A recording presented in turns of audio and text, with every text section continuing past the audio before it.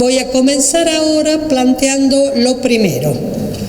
¿Por qué nos preguntamos sobre el hombre y cómo hace la antropología filosófica para preguntarse sobre el hombre? Y yo voy a tomar como punto de partida dos ejemplos, antes de empezar con la cosa más dura de la filosofía.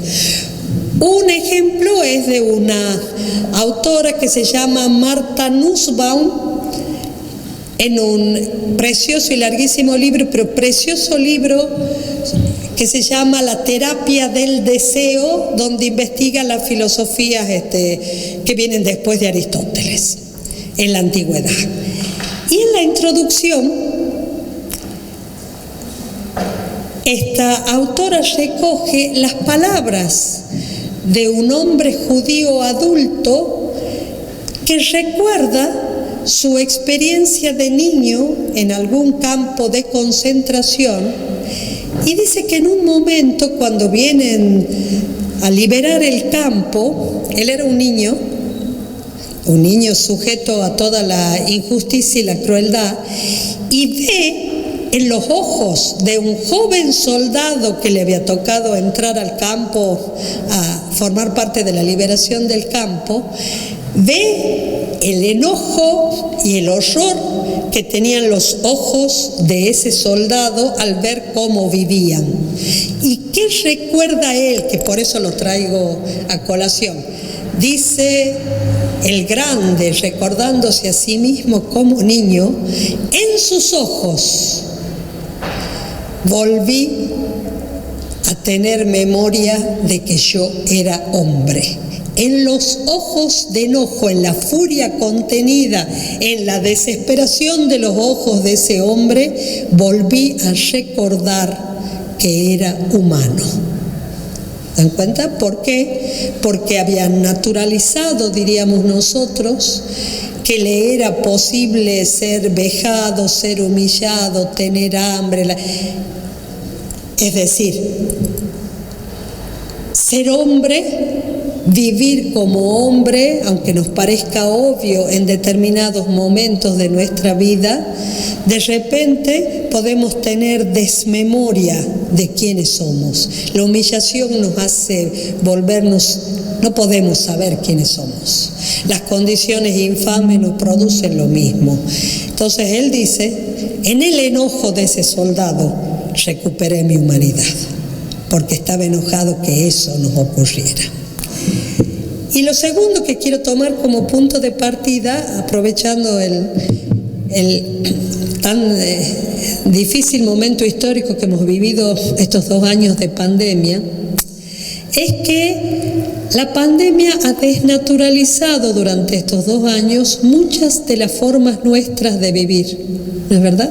Muchas de las formas nuestras de enseñar.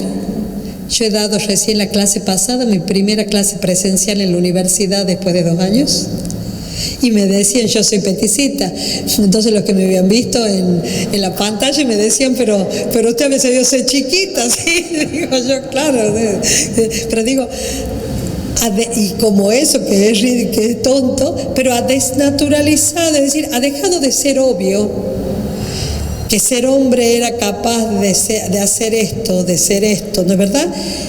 Hemos tenido que meter en la cabeza, meter en el cuerpo, meter en la presencia de los barbijos, de la distancia, de los meses que no hemos visto nietos, del tiempo de sentirnos vulnerables. Hemos tenido que darnos cuenta que nuestra forma obvia para nosotros no era obvia. Muchos han tenido que apechugar la fortísima soledad, ¿no es verdad? Muchos han tenido enojos, muchos han sentido la vulnerabilidad. Todos hemos tenido muertes, cercanas o lejanas. ¿Se dan cuenta? Hemos tenido muertes de personas altamente queridas sin cercanía. No hemos tomado las manos de nuestra madre cuando se moría porque no podíamos. ¿Se dan cuenta que si nosotros lográramos poner frente a la vida, poner frente a las cosas todo lo que tenemos adentro, nosotros decimos que hay 1000 cosas que las vamos a ir pensando porque no podemos pensarlas a todas. Pero ¿Por qué lo traigo? ¿Por qué lo pongo sobre la mesa? Porque también la pandemia nos ha hecho preguntarnos qué éramos nosotros. Si yo digo yo soy la que tiene a los nietos encima 50 veces al día, no soy esa. ¿Quién soy? Puesto que no soy la que hace A, B, C, D, F, G. No soy esa. ¿Se dan cuenta? Bueno, ¿por qué estos dos ejemplos?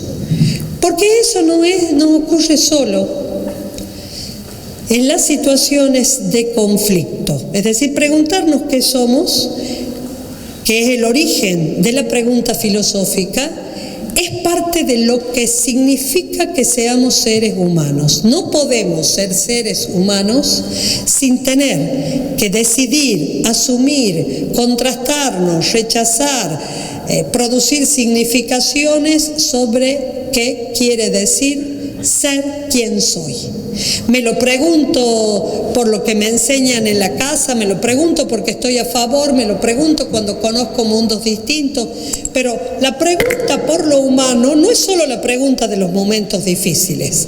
La pregunta por lo humano es lo que nosotros hacemos, implícita o explícitamente, a lo largo de toda nuestra vida. Que no le demos formulación filosófica no importa. Cuando nosotros decidimos vivir de tal manera, ese vivir de tal manera es nuestra respuesta a qué quiere decir ser hombre. ¿Verdad? Eso es nuestra respuesta. Cuando nosotros decimos rechazamos esto, o esto no me cierra de ninguna manera, o no sé cómo hacer con esto, en el fondo lo que estamos indagando, buscando es preguntarnos sobre lo humano. ¿Por qué? Porque no podemos vivir sin producir una respuesta que toma aquello con lo cual nos hemos encontrado, aquello que nos es dado, y a la vez lo transforma en pregunta porque tenemos muchas opciones. ¿Se dan cuenta? Y si ustedes me dicen, pero lo mismo somos hombres, pero parte de ser hombre es tener que decidir qué quiere decir vivir como hombre. Y vivir como hombre, según cómo lo decidamos, es nuestra respuesta. ¿Queremos cooperar en la vida de los otros? Hay gente que no coopera nunca en la vida de los otros. No entiende que ser hombre significa cooperar de ninguna manera. Nosotros somos personas preocupadas, qué sé yo, por la seguridad. Hay gente a la que no le interesa nada la seguridad. No lo hemos visto en este tiempo. Quienes se cuidan, quienes no se cuidan. Es decir,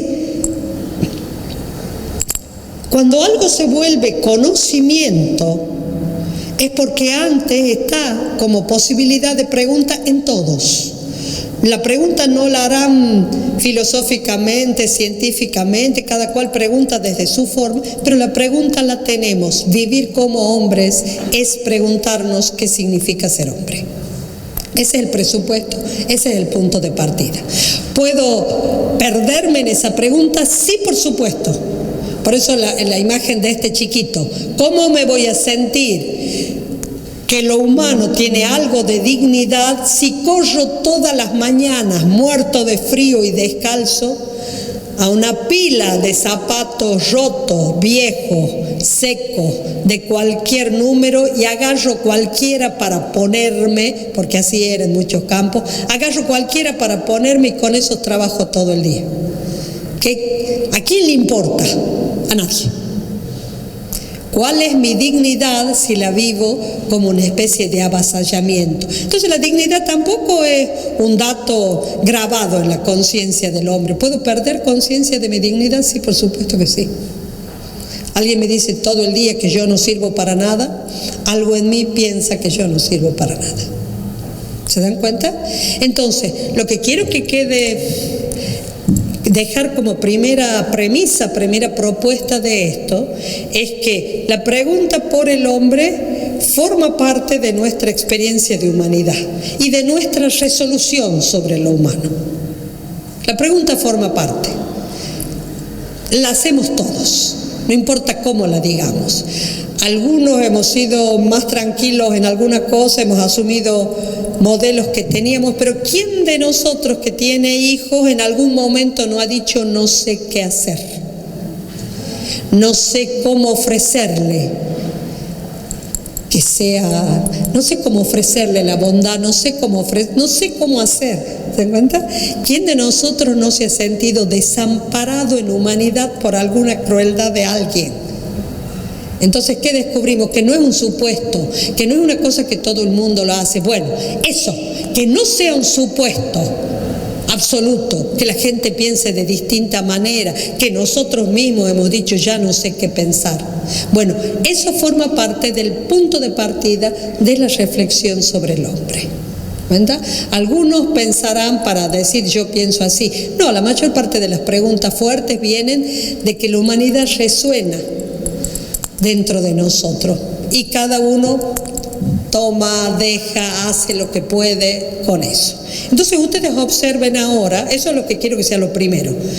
Vivir es tener que hacerse cargo conductalmente, como propuesta hacia los que amamos, después de los fracasos, en las experiencias interculturales, cuando enfrentamos la muerte de los que amamos. Vivir es de alguna manera tener que responder a la pregunta de cómo vivimos como hombres. Eso es así. Entonces ahora vayamos a esto segundo. Esto segundo es que cuando nosotros nos enfrentamos, primero voy a plantear una especie de serie de ítems que entran dentro de la pregunta, que entran dentro de esa pregunta, y después voy a plantear las categorías bajo las cuales los piensa la filosofía. Primero lo pensemos desde la experiencia más cercana. Hay cosas que son claves para comprendernos a nosotros mismos. Lo que entendemos sobre la acción, lo que entendemos sobre el padecimiento. Padecimiento lo estoy usando en sentido filosófico, quiere decir lo que hay en mí que es resultado de la acción de los otros. Ahí donde yo no tengo la iniciativa, sino que yo he recibido la iniciativa de otros o he recibido algo que no venía hacia mí, pero yo estoy ahí. ¿Sí? No venía hacia mí personalmente la pandemia, pero heme aquí en medio de la pandemia. ¿Se dan cuenta? No venía hacia mí personalmente la borrachera del que iba manejando el auto que me ha chocado, pero el resultado es mío. ¿Sí? Caen las bolsas en cualquier país que afecta a la economía y el resultado es mío. Entonces, la acción por un lado quiere decir aquello en lo cual yo tengo la iniciativa. El recibir la acción de los otros, el padecimiento, no en sentido solo de sufrimiento, sino en sentido de que yo no tengo la iniciativa. Bueno, esas son dos claves muy importantes para comprender la realidad humana. Fíjense, somos vulnerables, es decir, cuando nosotros decimos que somos capaces de recibir la acción de los otros, que no podemos ponernos escudos intangibles para la acción de los otros, quiere decir que eso nos hace tener que preguntarnos sobre nuestra fragilidad, sobre la enfermedad, la muerte, la indefensión. Cuenta que nosotros tenemos un montón de puntos en donde vernos a nosotros mismos es vernos con posibilidad de enfermedad, frágiles, vulnerables, sujetos a la muerte, sujetos al dolor.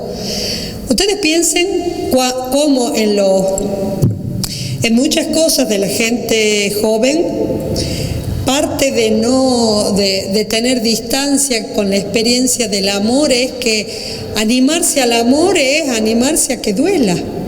¿Verdad? Nadie tiene, una cosa es esa cosa no tonta, es hermosa estar muy enamorado y estar así, pero en algún momento dado decimos, si te pierdo me muero. ¿Te cuenta? Es decir, animarme a amarte es animarme a exponerme a ese lugar. Lo que vos haces me afecta fuertemente, y si me afecta más, si yo te amo y si quiero compartir la vida con vos, quiere decir que me expongo a que me afecte infinitamente más. ¿De verdad? Los que han perdido, las personas que aman saben lo que es tener que volverse a armar entero.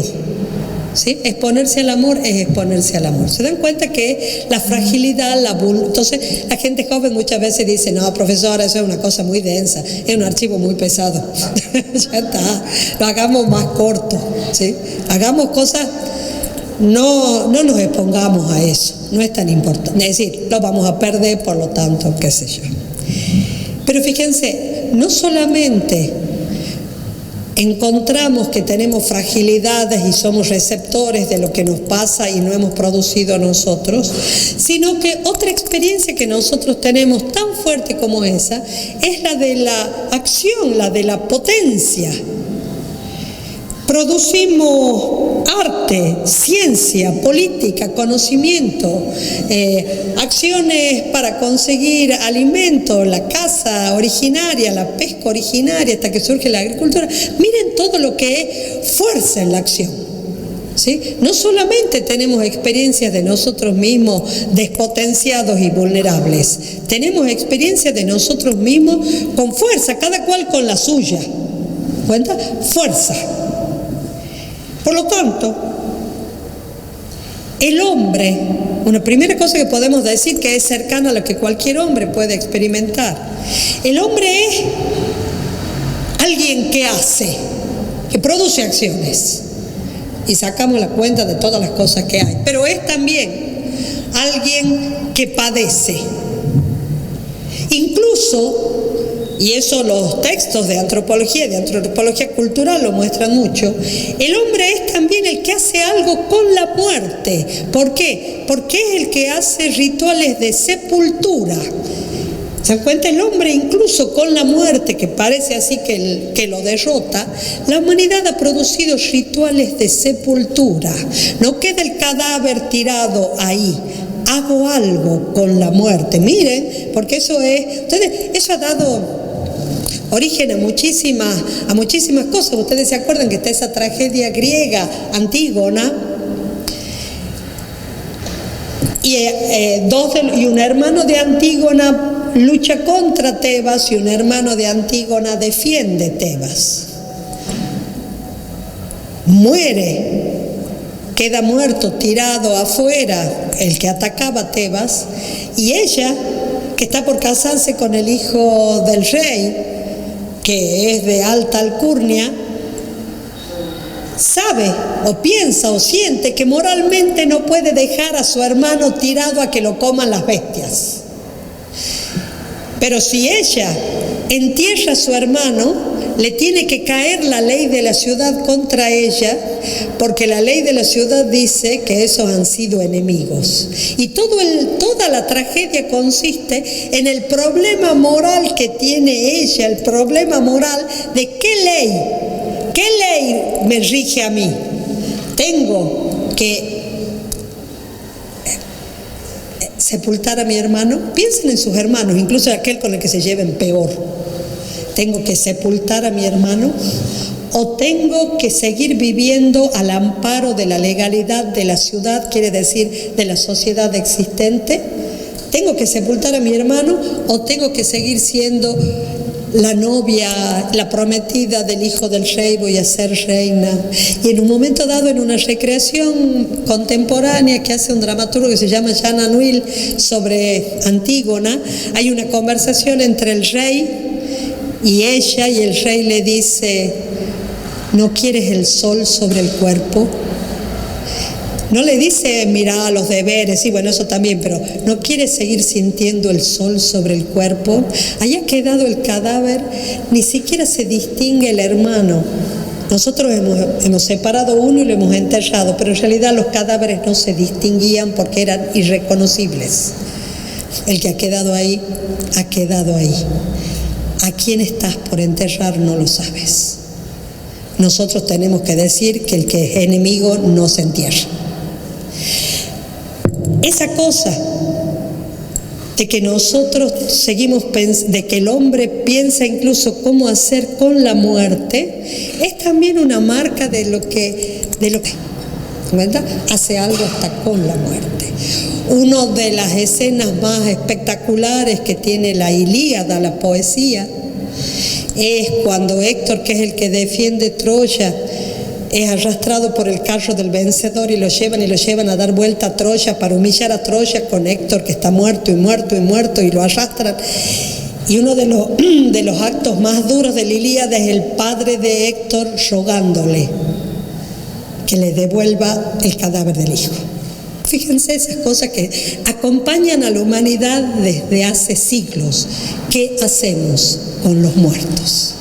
Y la antropología cultural ha dicho mucho sobre esto, de que la capacidad de sepultura tiene que ver que la humanidad ya está ahí, ya es humano aquel que es capaz de enterrar al muerto. No estamos diciendo en qué condiciones ni no, sino que la sepultura ha sido un hecho que indica que el hombre es hombre, un hacer. Fíjense, el hombre ha buscado también, incluso desde esa experiencia de poderes que lo sobrepasan, situarse frente a los poderes que lo dominan. ¿De verdad?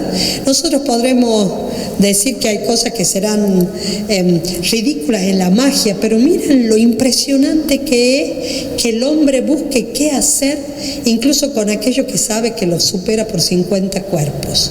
¿Qué hacemos con lo que no supera? En vez de quedarnos quietos para que nos aplaste la vida, lo que hacen muchos y lo que los hombres han hecho a lo largo de toda la historia es buscar cómo. Y así algunos se rían de los cultos de algunos. No nos tenemos que reír, porque hay algo magnífico. El hombre ha buscado sobreponerse a lo que lo supera. ¿Verdad? Ridículo que baile para producir la lluvia, no es ridículo que busque cómo hacer. No es ridículo que busque cómo hacer. Que lo busque en los medios que tiene, lo busque en los medios que tiene, pero busca cómo hacer. Por lo tanto, siempre tenemos representaciones de nosotros mismos en esta conjunción de actividad y de fragilidad y de debilidad. Siempre hay representaciones de nosotros mismos, tanto de la pequeñez como de la grandeza. ¿Verdad? Y lo que es interesante es que estamos en ese lugar en que es algo raro ser quienes somos, porque podemos oscilar entre vernos como lo más insignificante del universo y vernos como desde otras alturas en el universo. La oscilación es lo importante. El hecho de que oscilemos es lo importante. En los libros antiguos de las filosofías de los estoicos, por ejemplo, están ya esas cosas que nosotros después hemos aprendido y después decimos, de cómo puede ser que nosotros hagamos algo con los animales y los animales nos superan en 50 cosas. Entonces, en algún libro, no me acuerdo de cuál estoico, está todo eso del asombro por la postura erecta del hombre, porque dicen el hombre es capaz de mirar las cosas desde otro lugar, las ve, no tiene la mirada fija en la tierra, ¿cuenta? Es capaz de mirar desde otro lugar. Esta conjunción de debilidad y de fuerza implica también que somos capaces, estoy diciendo lo que todos nosotros podemos haber entendido desde otros lugares, somos capaces de superar límites, pero para eso quiere decir que somos capaces de darnos cuenta de los límites. ¿Se dan cuenta? Si alguien percibe un límite, es porque es capaz de trasuntar, aunque sea que hay algo detrás del límite. ¿Verdad? Si alguien estuviera totalmente encerrado en los límites, jamás buscaría pasarlos.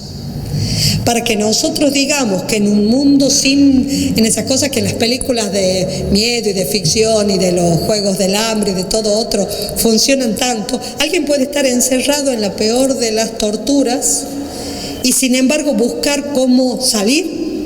Esa cosa de no encuentro cómo, pero primero pienso que hay algo aparte de esto que me está matando. Y dos, pienso que yo tengo posibilidad de algo.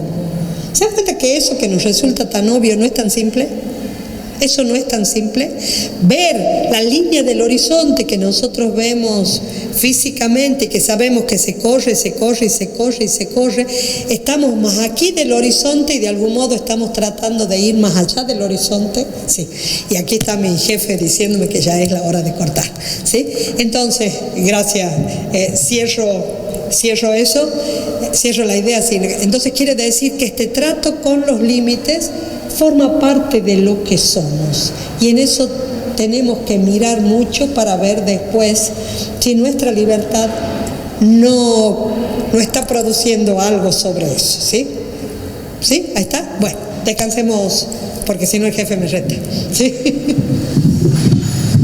Bien, 15 minutitos exactos, no más de eso, y volvemos otra vez acá. Recuerden, los baños no hay que pasar para el patio de la capilla, sino el baño de acá del patio interno y los que están al lado de la biblioteca. No pasen por favor para el otro patio porque están los chicos del nivel primario. Muchas gracias.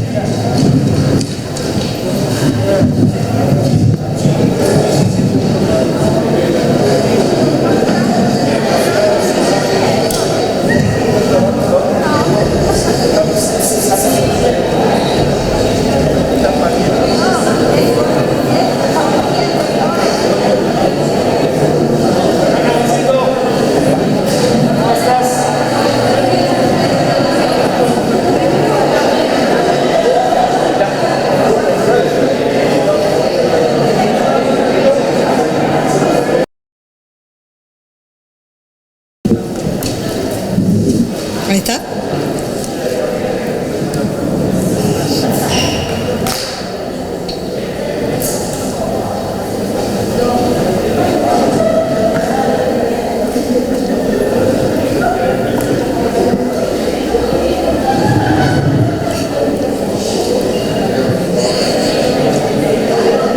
Bueno.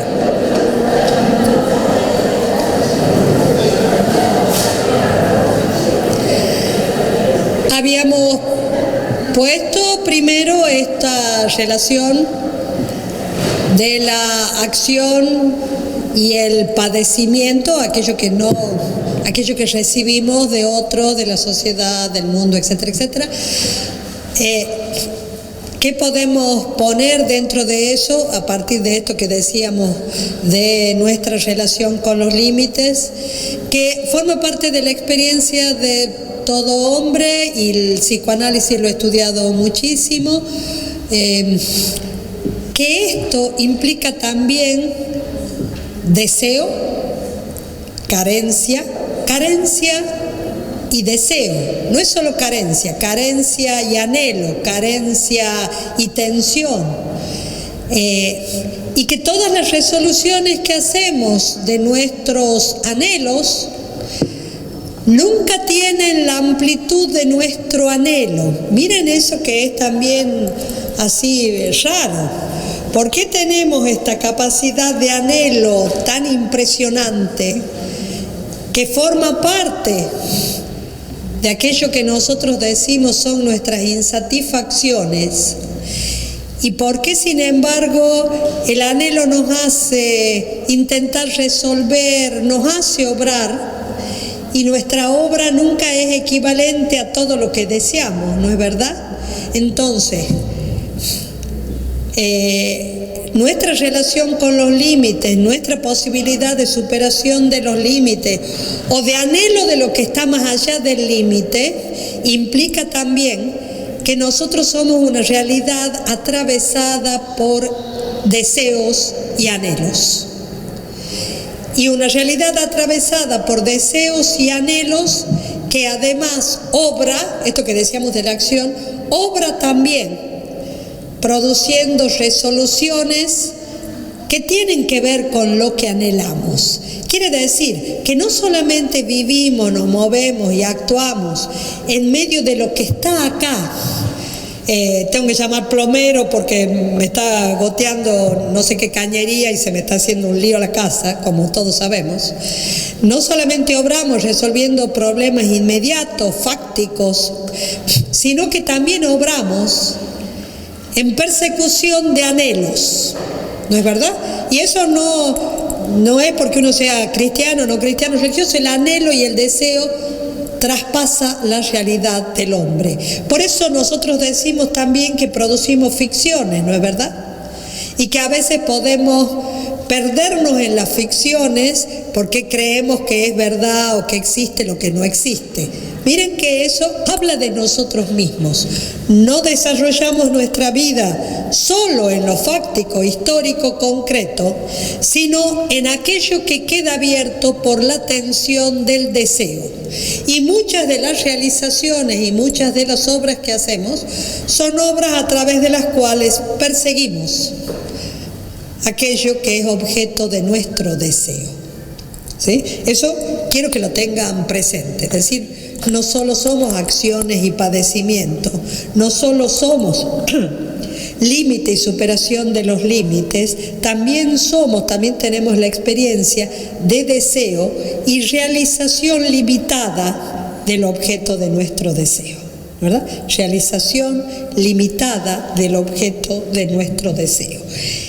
Y de alguna manera todo esto influye en todos los aspectos de nuestra realidad. Por eso nosotros decimos que nuestros vínculos no se establecen solo físicamente, se establecen también entre nuestros anhelos, se establecen también desde todo lo que está produciendo la cultura y la historia, se articulan en el lenguaje. Miren qué distinto que vivimos a otros seres. ¿Cuenta?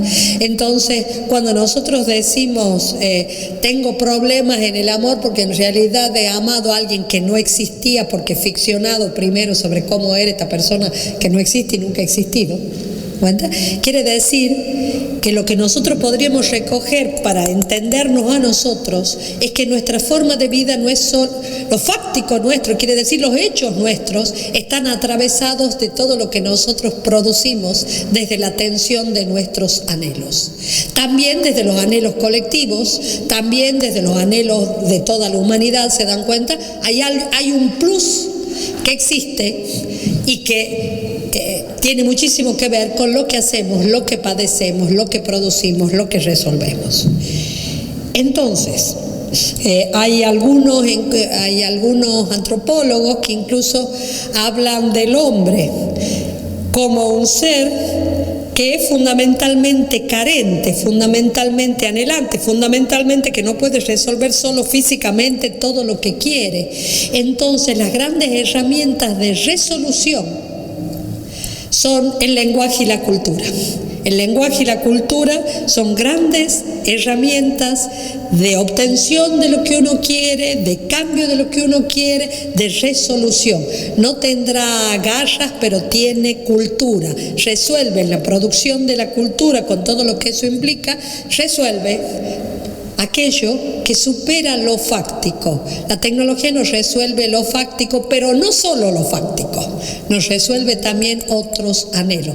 Piensen, por ejemplo, si en tiempos de aislamiento o de confinamiento, todo el inmenso anhelo de comunicación que teníamos, de contacto físico, toda la inmensa soledad que hemos padecido muchos, no ha sido paliada porque habíamos producido tecnología que nos permitía comunicarnos. Pero se dan cuenta que no solo hemos producido tecnología para resolver problemas de distancia, sino que la tecnología resuelve cosas que son mucho más hondas para nosotros. Bueno, nuestros deseos, nuestros anhelos son también una imagen de nosotros mismos. ¿Me cuenta? Es como cuando nosotros decimos, estoy con esta persona que es mi pareja y qué bien que es y qué bueno, ¿por qué no me siento bien? ¿Por qué no soy feliz? ¿Sí? Es como dicen mis hijas, si te gusta tanto mi novio, cásate vos con él, porque no es, para mí no. Claro. Bien, entonces fíjense que también eso lo podríamos ver en la soledad, en la sociabilidad, en todo lo que nosotros hacemos, cómo estamos en esa tensión. Hacemos pactos, prometemos, que son conductas que superan lo inmediato. Miren que nosotros tenemos para leer, para preguntarnos, para leer la realidad, digo, un montón de hechos. Entonces nos preguntemos ahora, que hemos dicho que iba a ser lo segundo. Podríamos describir de muchísimas más maneras, pero bueno, no podemos. También podríamos describir la hostilidad, también podríamos describir las guerras, también la violencia. Digo, todo eso también está. Pero veamos ahora con toda esa múltiple complejidad fenoménica lo voy a tomar así muy puntualmente, lo que aparece, lo que se presenta en esa múltiple complejidad del fenómeno que somos nosotros para nosotros mismos, de lo que se presenta en nuestra vida, de lo que se presenta en el mundo en el que vivimos, como fenómeno biológico, como fenómeno cultural, sociológico, económico, todo lo que nosotros sabemos. ¿Bajo qué preguntas ha tomado la filosofía esta condición tan complicada que es lo que nosotros somos?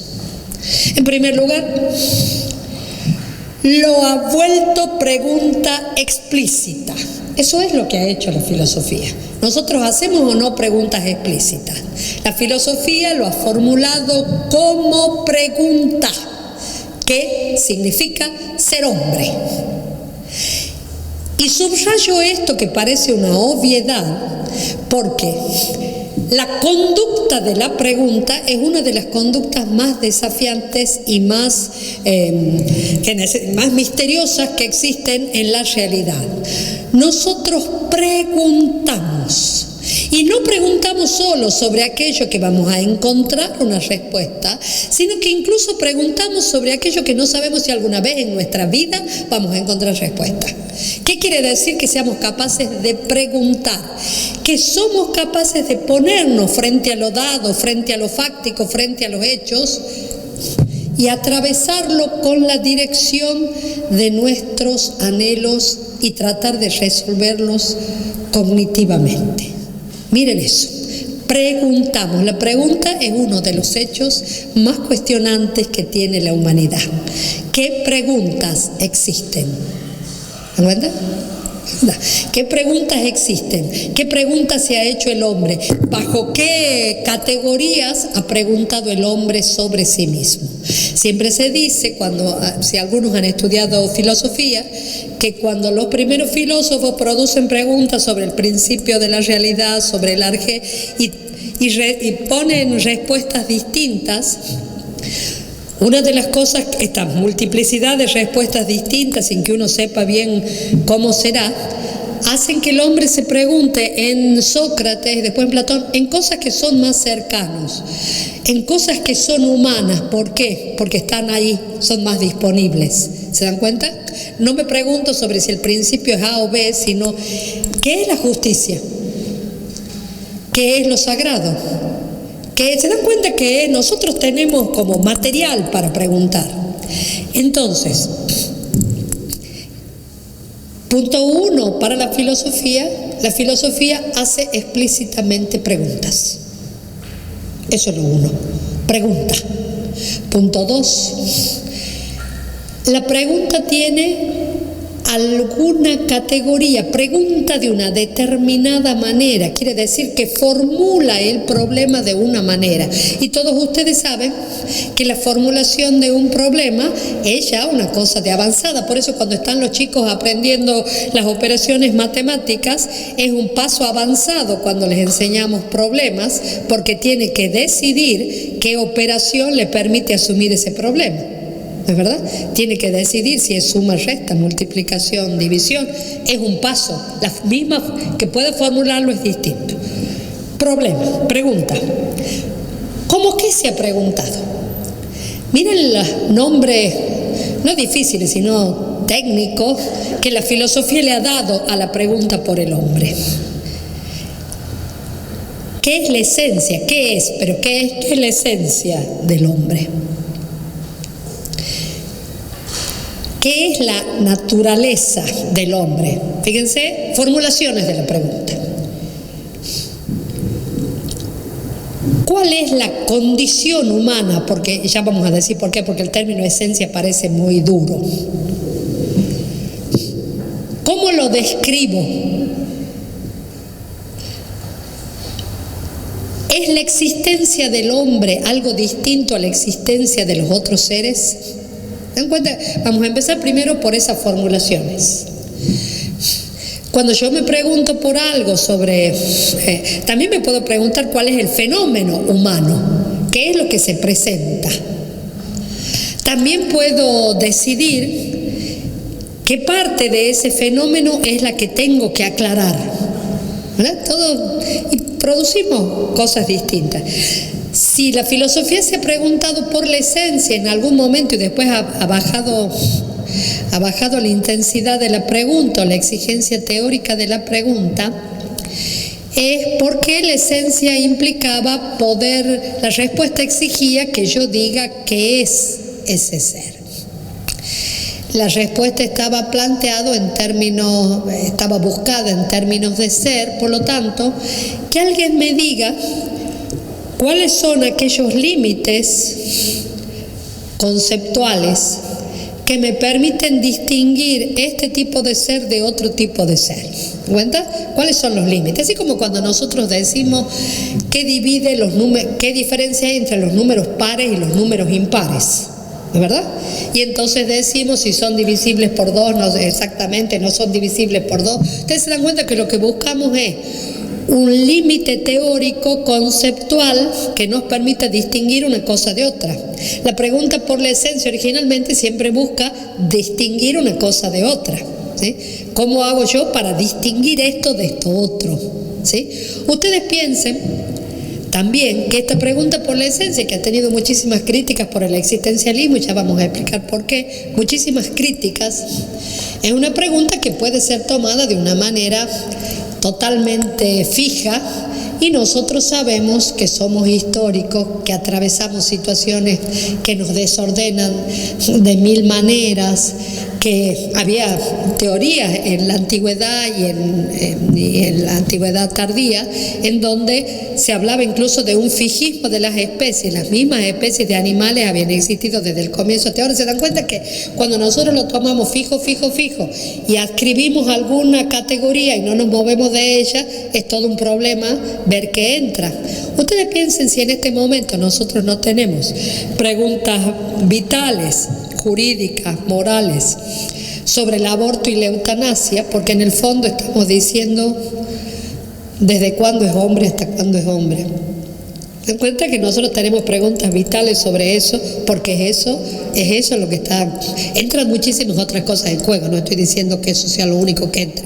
Pero en el fondo la pregunta, si hayamos cambiado la noción de la esencia, y se ha cambiado, lo que en el fondo estamos diciendo es: permítanme distinguir lo humano, permítanme reconocer. Ustedes han visto esa espectacular película que es El hombre elefante, una película vieja de un hombre, no me acuerdo si en el siglo XVIII, de un hombre que tiene una enfermedad que lo desfigura, que lo hace repelente porque le da un olor asqueroso. Le da un olor asqueroso y como brotes por toda la cara, o sea que de verlo era muy difícil verlo. Entonces lo llevaban como animal de feria, como monstruo, que era un animal de feria, era un hombre, como monstruo. Víctor Hugo tiene una novela también, El hombre que ríe, de cómo deformaban las comisuras de los labios de los niños para quedar siempre sonriendo así, no poder cerrarlo y mostrarlo en las ferias.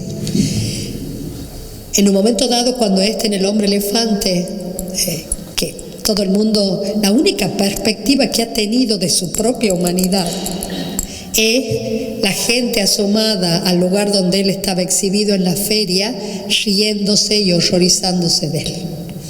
Lo único que él conoce. Un médico empieza a verlo de otra manera y él salía a las calles cubierto el rostro porque sabía que despertaba horror. En un momento dado, en alguna estación de trenes, no sé por qué, no me acuerdo, se le cae eso y empieza la gente en manada a acorralarlo, a burlarse. ¿Y qué grita él? Yo también soy hombre. dan cuenta? No es esta figura física mía que ustedes deploran. Yo también soy hombre. Por eso doy este ejemplo para decir que nosotros, cuando nos preguntamos por el hombre, es también una pregunta que busca discernir. ¿Se dan cuenta? Discernir, reconocer qué nos hace hombre, reconocer incluso en eso que parece que no tenemos figura humana. ¿Se dan cuenta? Eso que después tanto se ha estudiado en sentido cristiano sobre el siervo de Dios que no parece tener figura humana. ¿Se dan cuenta que esto de ser deformado en la figura física forma parte de que nosotros esperamos distinguir claramente, y la distinción tan clara no es verdad? Entonces buscamos desde dónde distinguir. Bueno, la pregunta por la esencia pide un qué que me permita distinguir, y que tiene todas las dificultades cuando nosotros hacemos un qué que es cerrado y que a veces ni siquiera nos damos cuenta de cuánta marca cultural hay, histórica hay en lo que estamos diciendo. Ustedes han visto cuando se produce toda la crítica que hay de Bartolomé de las Casas y de Francisco de Vitoria durante la conquista de América, porque se pretendía tener títulos sobre la tierra. ¿Y por qué títulos? Puesto que estos todavía no eran hombres. Entonces las preguntas de Bartolomé de las Casas y de Francisco de Vitoria es ver si tienen alma, porque si tienen, fíjense cómo decir, fíjense si son hombres o no son hombres, porque ustedes están basando toda la conquista en una mirada sobre ellos y su falta de humanidad, y por lo tanto no tienen derecho a la posesión. ¿Por qué hablar también de naturaleza? Por un lado, porque no podemos sino decir que todos nos encontramos con algo dado. ¿Está claro? Algo está dado, dada nuestra corporalidad, dada incluso desde todas nuestras dificultades, dada nuestra corporalidad, dada junto con otros más. Entonces, y eso decían los lógicos, bueno, no, si no hay nada que los una, yo lo mismo puedo decir que Sócrates se parece más a Platón que a un elefante o a un burro. Es decir, compartimos eso tal como nos es dado a nosotros con otros, y por lo tanto hay algo en lo cual nos comunicamos. No nos comunicamos hablando, sino somos semejantes, somos parecidos. La pregunta por la naturaleza pregunta por qué es lo dado ahí, que no es algo dado solamente en un ser, sino en un conjunto de seres. Y repito lo mismo que con la esencia, quiere decir que me estoy preguntando por algo que me permite ver no solamente lo propio, sino aquello en lo cual somos igual a otros. Pregunta por la naturaleza humana. ¿Qué hace el existencialismo? El existencialismo dice, sobre todo después de la gran catástrofe de la conciencia europea, que son las 2 guerras mundiales,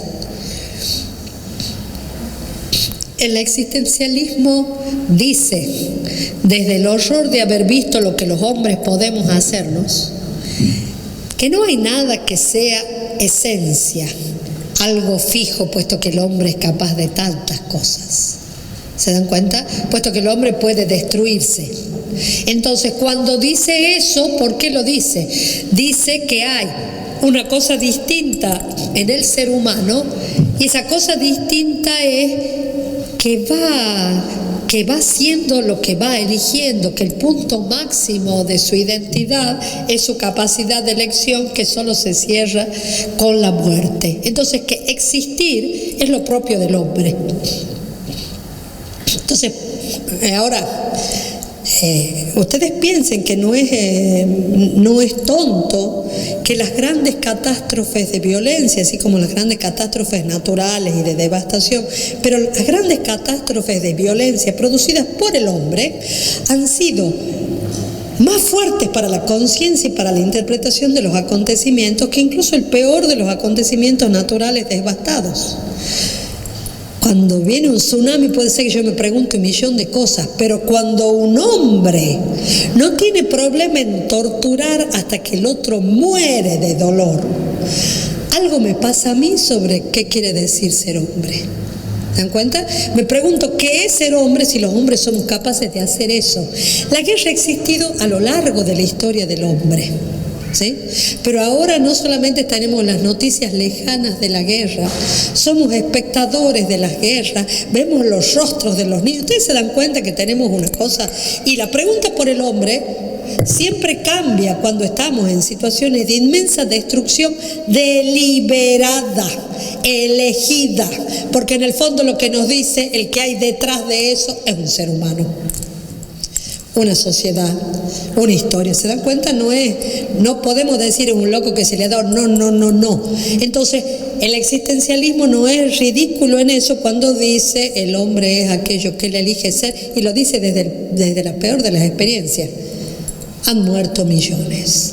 ¿Por qué? Porque alguien lo ha decidido. ¿Cuándo?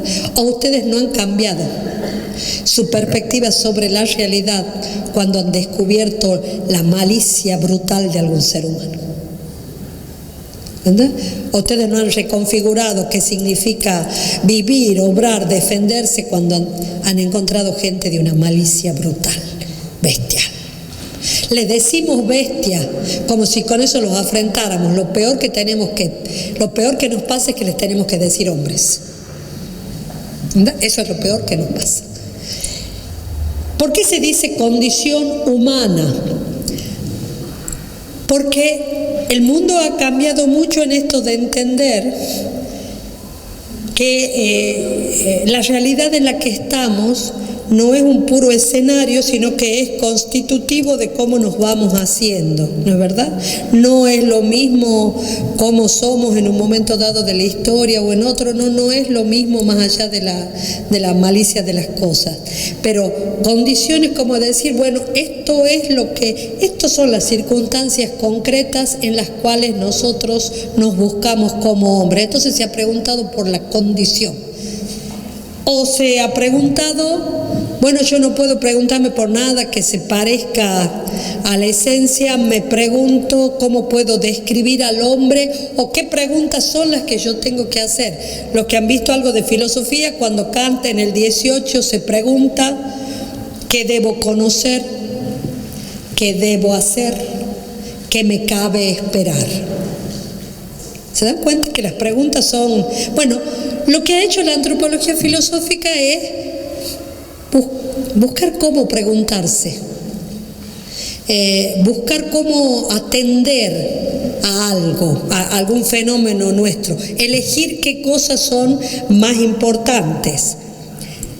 Entonces nos preguntamos, nos decimos en este momento si no hay un giro lingüístico en la antropología, porque estamos viendo el fenómeno del lenguaje para entender al hombre. Si no hay un giro cultural, porque la cultura es la que nos tiene que permitir entenderlo. Nos preguntamos si hay un hombre posmoderno, una condición posmoderna de quiebre de la fe en la racionalidad. Nos preguntamos si hay un hombre postorgánico, porque ya no lo entendemos como fenómeno vital, sino como un fenómeno de una tecnología que ha cambiado las cosas. ¿Se dan cuenta que esas nomenclaturas son en el fondo los nombres de las preguntas? ¿Qué tratamos de explorar con todo eso? ¿Quiénes somos? ¿Qué somos? ¿Qué podemos esperar los unos de los otros? Ustedes se dan cuenta que aunque nos parezca ridículo, esta cosa tan dura que hemos atravesado de la pandemia, con medidas de higiene, medidas sanitarias, todo lo que sea. Cuando se describen las pestes en la Edad Media, se describe que una de las cosas por las que ha empezado, no me acuerdo cuál de las pestes era, porque los que vienen de viaje en algún barco, no sé qué, y vienen infectados, para poder sitiar una ciudad, les tiraban los cadáveres infectados por arriba. Es decir, la capacidad de violencia que el hombre tiene es innegable. Entonces, la pregunta por el hombre siempre es un modo de formular nuestras grandes faltas de certeza, nuestras incertidumbres más fuertes. Si las formulaciones nos parecen académicas, pongan adentro de lo académico todo lo que ustedes conocen sobre el hombre, porque en el fondo todos nosotros, frente a millones de cosas, lo que nos preguntamos es: ¿esto es vivir así? ¿Es vivir humanamente? ¿Esta persona y este vínculo es humano para mí? ¿Se dan cuenta que nos lo preguntamos de otra manera? La filosofía ha tenido que preguntarse, porque se ha dado respuestas sobre eso o no, si el hombre es un animal político. Se ha tenido que preguntar si lo central es la racionalidad, si la capacidad política y social, si es lo importante la superación de la materialidad, si lo que define al hombre es la elección y la libertad, o la capacidad simbólica y el lenguaje. Hay antropologías biológicas, culturales, sociales. Se dan cuenta que hay antropologías de todo tipo. ¿Qué obstáculos tienen las preguntas? Y eso sí, las preguntas no se hacen sin obstáculos. Por un lado, una dificultad eminentemente nociológica, cognoscitiva. ¿Qué dificultad tiene la pregunta por el hombre? Aquello que Maimónides, un gran sabio hebreo del siglo XII, Tomás de Aquino, un gran sabio cristiano del siglo XIII, han señalado: el desconocimiento, la ignorancia, el aislamiento. Las preguntas difíciles necesitan respuestas que vienen de búsquedas tan largas que los hombres no queremos hacer caminos tan largos. ¿Verdad? Los hombres no queremos caminos largos. Entonces, una de las dificultades que ellos decían sobre la interpretación y sobre el saber en general es: pocos hombres se lo van a preguntar, pocos hombres van a hacer el camino para llegar. Incluso aquellos que quieran hacerlo seriamente tienen que resolver la vida práctica y no lo van a poder hacer. Y los pocos que lleguen van a llegar después de mucho tiempo y después de muchos errores. ¿Se dan cuenta? Es decir, las preguntas más fuertes tienen todas esas dificultades. Y por otro lado, eso es una, la dificultad de conocimiento. Una segunda dificultad es una pregunta en donde yo no puedo poner totalmente enfrente a mí lo preguntado, puesto que el que pregunta forma parte de lo preguntado. Yo no puedo ponerme allá, estoy acá. Yo me hago la pregunta y es como un círculo hermenéutico, le dicen. Un círculo en la interpretación, porque yo que pregunto soy aquello por lo cual se pregunta. Todos mis límites están puestos en lo que logro ver. Jamás voy a dejar de tener eso.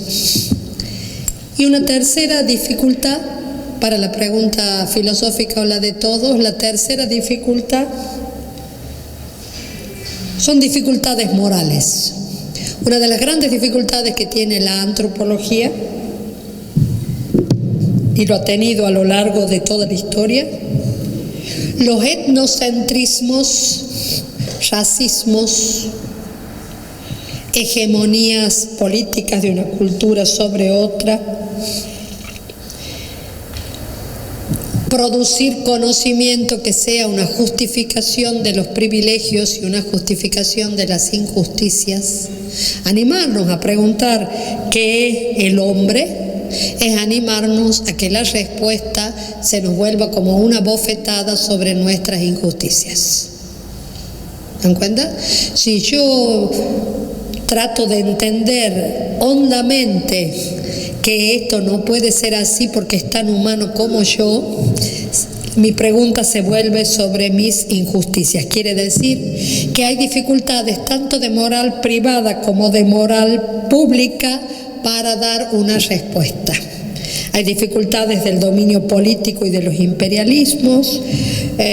Lo que quiero decir es que no creamos que el camino del conocimiento está exento de toda la compleja trama de las situaciones concretas, económicas, políticas. La esclavitud, tan realizada en la antigüedad, tan naturalizada en la antigüedad, es una gran resolución, una maldita resolución, pero como solución, una gran resolución sobre las diferencias, porque resuelven las diferencias entre los hombres, como yo soy el que ha ganado, el guerrero victorioso, y vos sos el esclavo. ¿Se dan cuenta? No tengo que hacerme cargo de que vos serás distinto a mí o de otro pueblo y sos también hombre. No, funciona mucho más que yo puedo esclavizarte. ¿Se dan cuenta? Entonces, construir un conocimiento es radical sobre el hombre, es un desafío real sobre todas las injusticias. Es un desafío. No quiero hacerlo. La pregunta sobre el hombre tiene la dificultad de la tenacidad de nuestras injusticias políticas, sociales, económicas. ¿Verdad? Eso está ahí. Por eso la pregunta es una pregunta insoslayable, pero exige decisiones y acciones morales. ¿Claro? Decisiones y acciones morales. Por lo tanto, nadie puede pasar a la pregunta filosófica radicalmente si no está dispuesto a tomar decisiones morales. Eso es lo que yo creo así absolutamente. Yo me decido a ver como humano a tal cosa no puede seguir existiendo. ¿Se dan cuenta? Es decir, eso que siempre decimos, tenemos una moral privada y una moral social. Bueno, esa es la dificultad. ¿Cómo hago cuando soy empleador, ama de casa y alguien me ayuda? Ustedes se dan cuenta que ver como hombre es un inmenso desafío. La filosofía busca establecer qué fenómenos hay que atender, o qué fenómenos van cambiando, o qué elementos tienen. Pero la respuesta no es una respuesta cualquiera. Está claro, por eso les digo, cuando Bartolomé de las Casas y Francisco de Vitoria tienen que decir qué piensan sobre el hombre, tienen que ponerse en contra los poderes reales. No es simplemente yo digo que tienen alma. Si tienen alma, yo no puedo hacerles tal cosa. No los puedo esclavizar. No puedo ser encomendero. Ten cuenta que no es tan simple. Entonces, también podríamos decir que no podemos entender al hombre sin plantear, y en este momento se plantea mucho el problema del poder. Entonces muchos han hecho toda la mirada sobre el hombre desde el problema del poder. Muchos han hecho una mirada que ya no trata de trabajar solamente la racionalidad humana, sino que también muestra todo lo irracional en el hombre, o todo lo que no está pautado solo por la razón.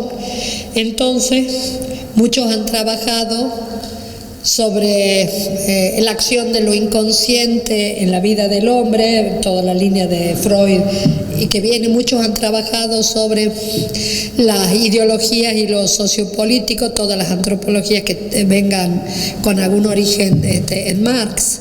Muchos han trabajado toda la vitalidad del hombre y la capacidad que el hombre tiene para oponerse a la vida, y el pensamiento como oposición a la vida. Se dan cuenta que es un montón de cosas. Bueno, si ustedes piensan en el mundo contemporáneo,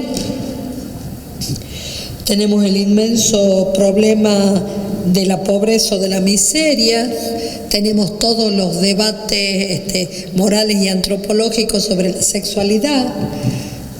Piensen, esos son los problemas que repercuten en la antropología, ¿verdad? No se puede hacer caso omiso.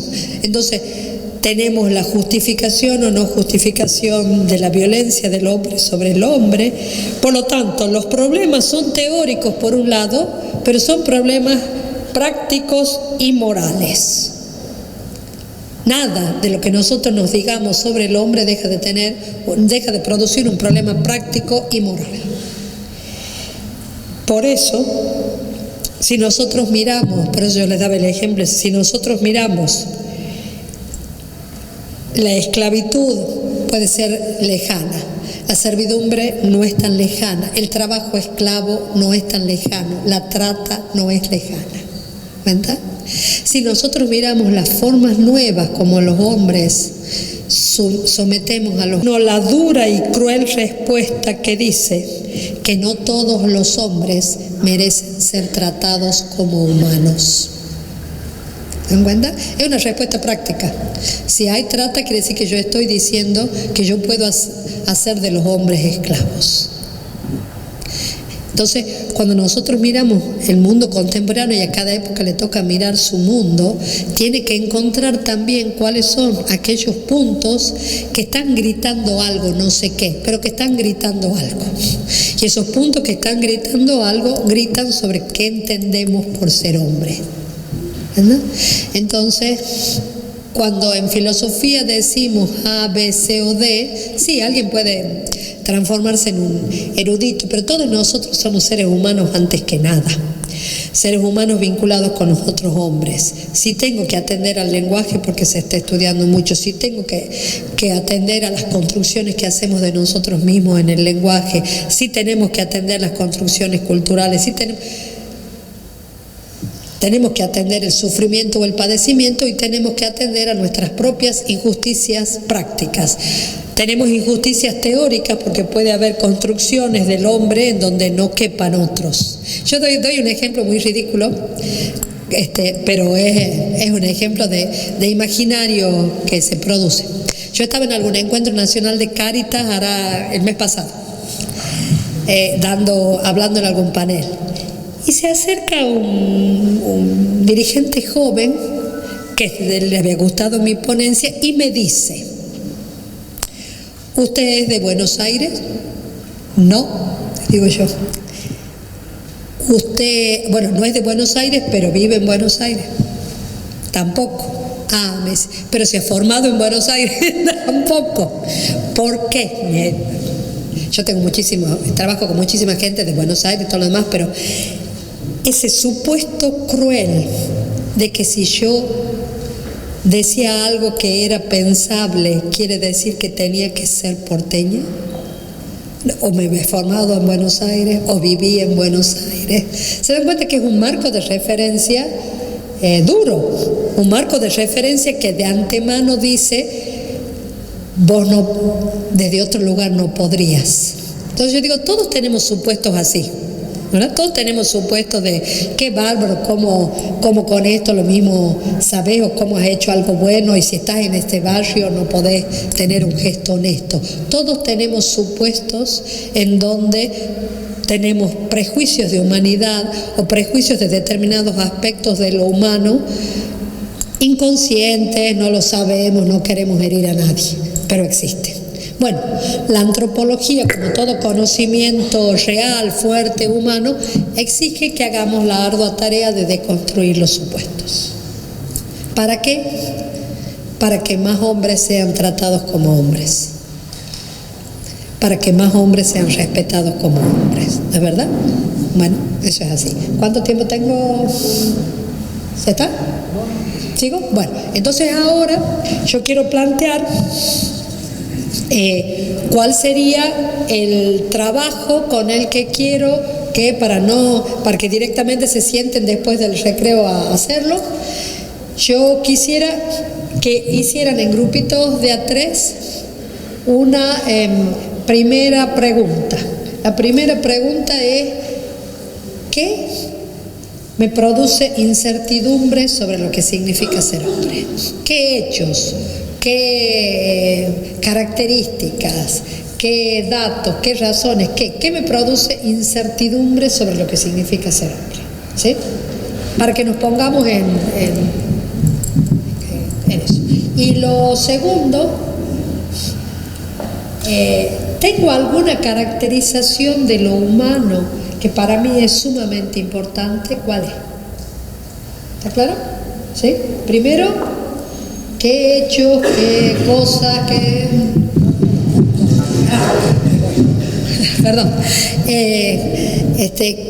Primero eso, para que ustedes díganlo con toda, si me produce esto, traten cuando conversen sobre cuáles son los hechos, traten de decir por qué les produce incertidumbre, ¿sí? ¿Cómo? Bueno, sobre el hombre. Y después hagamos el arco entero, o sea, primero la incertidumbre y después esto otro, que es lo que a mí me resulta importante sobre lo que entiendo sobre el hombre. Esto es lo que para mí es clave sobre lo que entiendo sobre el hombre. ¿Está claro? No importa de dónde, de qué origen, ahí pongan cualquiera es el origen, lo he aprendido familiarmente, viene de mi acervo de fe, viene de mis vínculos, viene de mi forma de ser hombre. ¿Qué? ¿Me cuenta? Eso en el arco. ¿Cómo? No escucho, chicos. ¿Quieren decir algo? No lo escucho. La primera. La segunda.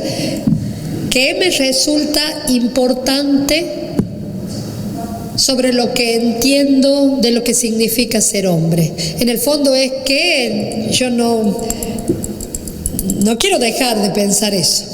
No sé cómo pensar, por eso no lo voy a dejar de pensar. ¿Se dan cuenta? ¿Qué me resulta importante? ¿Qué cosas tengo que son mis certezas sobre lo humano? Busquemos las incertidumbres primero y después busquemos las certezas que tengo. ¿Sí? Y vean cuando confronten eso, traten de ponerse ustedes también, es decir, ¿se hacen algún problema sobre entender eso? Porque nosotros podemos tener muchas incertidumbres, pero no hacernos ningún problema. ¿Se dan cuenta? Entonces lo tercero es preguntar si lo vuelven problema. ¿Es problema o no? ¿Está claro? ¿Es problema o no es problema?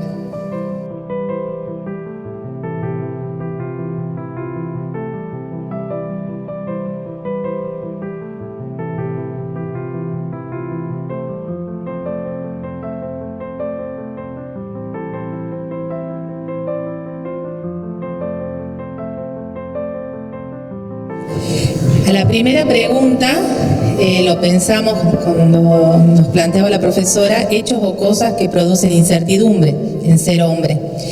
Nosotros hemos pensado en aquellas acciones a donde se vulneran los derechos, a donde hay actos extremos. Hablábamos, por ejemplo, de la inmolación, que no son entendidas de nuestra óptica, ¿no?, de nuestra formación. En la segunda pregunta, si pensábamos en lo que teníamos certeza es en que estamos, en que somos seres pensantes, con nuestras creencias, con nuestra educación. Y en la tercera, bueno, según la formación que nosotros tenemos, la óptica nuestra, que lo veíamos como un problema social o como no llegar a entender el porqué, por ejemplo, de los hechos que planteábamos en el primer punto, ¿no?, de lo que decíamos de la inmolación o de aquellas acciones a donde vulneran los derechos. Bueno, a la conclusión que en realidad hemos finalizado nosotros, que ya estamos bastante grandecitos en función de lo que hemos problematizado, digamos. Pero tampoco tengo bien en claro en sí las preguntas, pero sí el sentido de lo que hemos hablado. Lo que nosotros planteábamos como principio, que en realidad en honor a la realidad lo planteó el profe, que nos pareció muy interesante, y a partir de ahí empezamos a hilvanar, digamos así, el resto de las preguntas, era que lo que más nos preocupaba era cómo actualmente, digamos así, se tiende a matar el deseo. Y al matar el deseo, la búsqueda. Entonces cada vez estamos ante un hombre o ante un ser humano en general, digamos, ¿no es cierto?, desde los niños, ¿no es cierto?, esta dificultad que observamos incluso en nosotros mismos, absorbidos por la tecnología, decíamos, ¿no es cierto?, casi cristalizados en un presente que nos va matando de alguna manera la búsqueda y nos va matando el deseo. Y a partir de ahí construimos lo siguiente.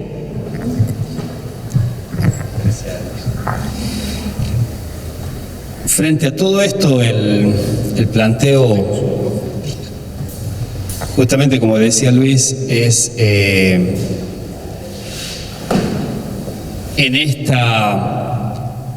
en este tránsito del ser humano a través de la historia, si por las nuevas tecnologías y por las nuevas situaciones que se van generando este riesgo, justamente esta capacidad, esta condición innata propia del ser humano de preguntarse y de preguntarse por sí mismo y de poder tomar distancia. Y aun cuando pareciera que se pone en riesgo esto, veíamos también que en situaciones extremas donde el ser humano ha sido sometido, se ha encontrado sometido en un proceso de deshumanización, ha tenido la posibilidad y la capacidad de reconstruir eso y de reconstruirse a sí mismo, ¿no? Y hacíamos mención a la experiencia del obispo Bantuano, del mismo Víctor Frank, cuando en sus escritos nos comentan justamente este proceso de deshumanización al que habían sido sometidos, pero que pudieron, en un trabajo lógicamente de reconstrucción y de volver a humanizarse, superar, ¿no? Así que fundamentalmente, tomando las preguntas en general, nos planteamos esto y consideramos de que es algo que puede llegar a estar en riesgo, pero que no se perdería. Buenos días. Solo como Adán, digamos.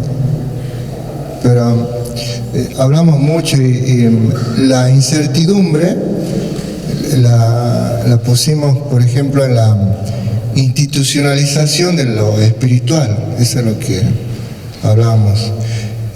El hecho de ser capaz y de elegir hacer daño, incluso a veces sin querer hacerlo. Eso es lo que nos generaba incertidumbre. También el hecho de poder aprovechar bien este tiempo que es finito y racionalizar todo, perdiéndome de vivir y sentir hoy. Y la muerte.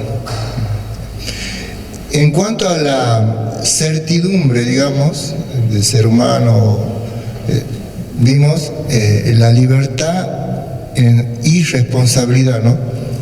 Bien unida el hecho de ser libre con saber responder, saber sentir, pensar, actuar, decidir, etc. Y también como certeza en cuanto a que somos conscientes de nuestra finitud y de nuestro final, o sea, la muerte. Y de todos nuestros límites y condicionamientos que padecemos como seres humanos. Por lo tanto, concluíamos, bueno, la realidad espiritual también como certeza, etc. Concluíamos que continuamente pasamos de la incertidumbre a la certidumbre, de la certidumbre a la incertidumbre, en el mar de ese misterio que implica ser humano en una búsqueda y un camino constante. Como incertidumbres salieron los distintos tipos de violencias, ¿no? Violencias que parece que no encuentran un límite. Se había planteado, por ejemplo, que no se puede aprender desde el ver el mal que se ha producido, y se tomaban ejemplos grandes como una bomba nuclear. ¿Qué hace que el hombre, después de haber visto lo que hizo con eso, siga construyendo algo que supere esa maldad de alguna manera, ¿no? Por decirlo. Del mismo tema es cuál es la violencia que a los seres que más amamos les provocamos violencia y que se hacen espirales cada vez más grandes hasta causarle la muerte, no solo física, sino esto es decir, no servís para nada, o sos un incapaz, o no espero nada bueno de vos. A las personas que se aman, no solo a quien es compañero, por ejemplo, sino peor cuando es a un propio hijo o hija, que eso lo vemos muchas veces reflejados en las escuelas, ¿no? Este desprecio que se hace un desprecio por la vida, que cómo se busca eliminar de todas formas la vida, ¿no? Desde lo que es, por ejemplo, un aborto, hasta naturalizar que el otro no merece vivir. Cómo frente al dolor y al sufrimiento de las personas, hay otras personas que pasan e ignoran, miran para otro lado, no les moviliza, no sientan nada, no sale la solidaridad como primer gesto, ¿no? Sino pasa, el para mí ya estás muerto, no me importa si respirás. Cuando vemos que el otro, hay alguien que ante esa realidad se solidariza, hace algo por transformarla, busca ayudar, también lo matamos a ese, ya sea señalándolo, ya sea diciendo no servís, ya sea tachándolo de alguna manera, ¿sí? No necesariamente la muerte como física, ¿no? Sino matando como persona, ¿sí? Nos preguntamos y nos da incertidumbre por qué, a pesar de tanta capacidad racional que tenemos las personas, aún así nos negamos a crecer, nos negamos a mejorar. Después van a ver que hemos tenido muchas búsquedas y preguntas, porque lo que se hace como certeza después fue incertidumbre, o sea, no sé si... Porque cuando nos preguntábamos sobre las certezas, ¿sí?, de la característica que hace que el ser humano sea un ser humano, primero salió este tema como el ser humano que es capacidad de búsqueda permanente, ¿no? Pero después planteábamos cuando los deseos, los anhelos, las falencias se transforman en posibilidad de búsqueda, y cuál es el límite, porque a veces también paralizan, ¿sí? Y esto de que paralizan, lo paralizan no solo con el suicidio, sino también con distintos tipos de adicciones, con distintos bloqueos personales, o con el famoso, este soy yo, punto, bancámela, así soy yo y punto, ¿no? Decíamos que lo que nos hace ser humano es la posibilidad de mirar a la otra persona como tal y desearle el mayor bien posible, que es otra forma de decir que es la capacidad de amar.